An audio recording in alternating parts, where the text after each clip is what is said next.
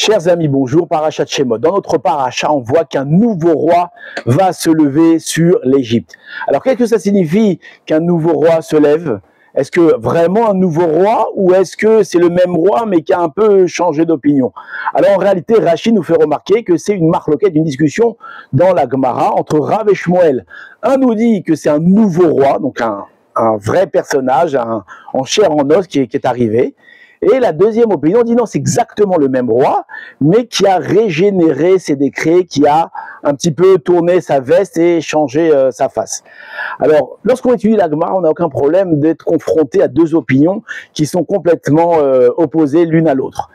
Mais malgré tout, on aime bien essayer de faire la paix entre les opinions. Alors, est-ce qu'on peut faire la paix entre ces deux opinions? Alors écoutez, il y a un commentaire qui est très incroyable et qui nous rapporte une notion moussarite extraordinaire, d'accord, qui peut nous aider nous-mêmes à avoir confiance en nous et avoir confiance en ce qu'on appelle la régénération du cœur. Qu'est-ce que ça signifie? Alors d'abord, il faut introduire une petite notion. On sait qu'on a un libre arbitre, d'accord? Tous les êtres sur Terre ont un libre arbitre. Le seul personnage dans le monde, enfin les seuls personnages dans le monde qui n'ont pas de libre arbitre, c'est qui? Ce sont les rois. Pourquoi? Il y a un verset qui dit que Lev Melachim Beyad Hashem, le cœur des rois est dans les mains de Dieu. Qu'est-ce que ça signifie?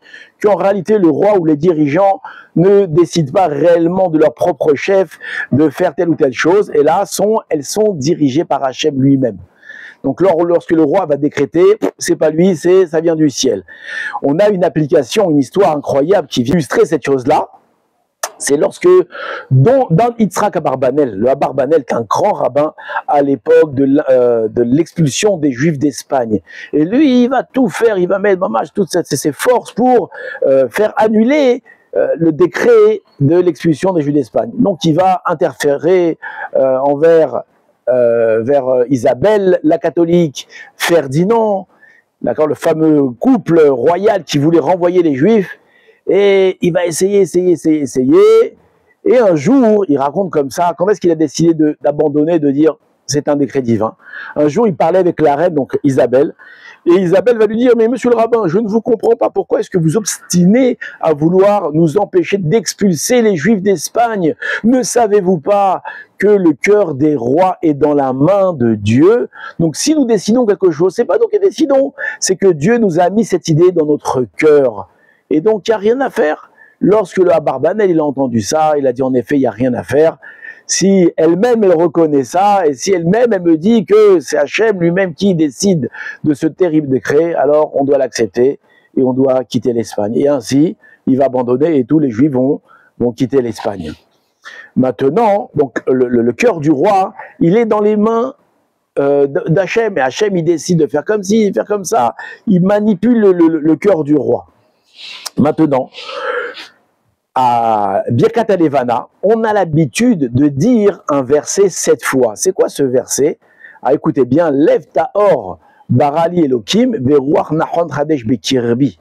D'accord, Lev Tahor, un cœur pur. Hachem, il crée en moi, dans mon cœur. Et Veruach Nachon Hadesh Bekirbi, et un esprit nouveau, il va insuffler en moi. Donc on voit que dans cette prière, on demande à Hachem d'agir sur nos cœurs. Hachem agit sur nos cœurs, donne-nous un nouveau cœur, régénère-nous le cœur.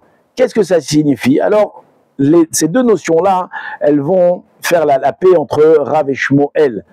Lorsque on nous dit que c'est un nouveau roi qui s'est levé, en réalité, c'est peut-être pas un nouveau roi, c'est peut-être le même, mais on va le considérer comme être un nouveau roi complètement. Pourquoi? Parce que Hachem va agir sur son cœur. Et à partir du moment où le cœur d'une personne change, il devient réellement une autre personne. À tel point que si on prend l'exemple de Pharaon, que la Torah va témoigner sur lui, Vayakam Melech Hadash, il va se lever un nouveau roi. La Torah elle aurait pu dire que le roi a tourné sa veste. Non, la Torah nous dit que c'est un nouveau roi complètement. Donc de la même façon, lorsque on s'efforce d'agir sur notre cœur, on essaie de prier Hachem de nous aider à changer notre cœur, où on fait des choses qui vont nous aider à changer notre cœur, à savoir notre façon de penser, notre façon de ressentir les choses. Nous allons mettre nos intérêts dans des choses beaucoup plus spirituelles, beaucoup plus proches de la volonté divine. Alors comme ça, on va réussir à transformer nos cœurs. Et à partir du moment où un homme transforme son cœur, ou arrive à changer donc son cœur, alors il est considéré comme une nouvelle personne. Et c'est pour ça que à Yom Kippour, alors on peut réellement dire le Eliaou qui était avant Kippour, c'est pas le même Eliaou qui est après Kippour. Parce que pendant Kippour, j'ai travaillé, j'ai fait tchouva, j'ai pleuré Hachem, j'ai demandé à Hachem de me régénérer mon cœur. Donc l'essentiel de la avoda, du service, c'est dans le cœur. Si on arrive à toucher nos cœurs, alors on devient un personnage complètement différent. Et c'est de ça que témoigne la Torah. Merci beaucoup à Raphaël et merci beaucoup aussi à Eddy. Tous les deux, vous êtes les meilleurs.